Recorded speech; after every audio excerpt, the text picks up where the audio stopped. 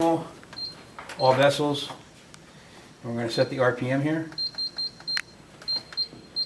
And you're just checking for the only purpose of doing this low RPM test is to make sure and ensure that there's no abnormal noises.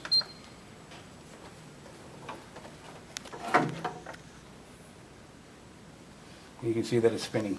You don't want any abnormal noises. Usually at 20, at lower RPM and higher RPM is when you're going to start to see a lot of noises. In the middle area, usually a lot of them get drowned out.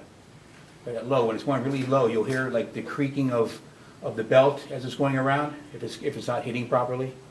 And at fast speed, you'll hear a lot of the squeaks and everything else that come up. So that's all you're really doing. You're checking at 25 RPM just to make sure that there's no abnormal noises. You can feel the unit too, if you want to, just to make sure that there's no undue vibrations. If it's going around and it's catching on something as it's going around, you'll feel it. It transmits itself into the unit very well.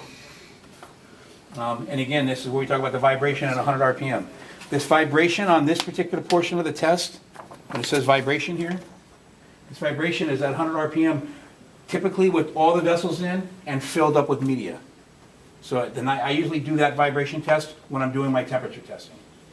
Because you want the media inside there, and then of course you're going to put your vibration meter, the pad, up on here. That way you can measure and see what it's coming up with. Setting RPM. Again, as I talked about before, we use, you guys may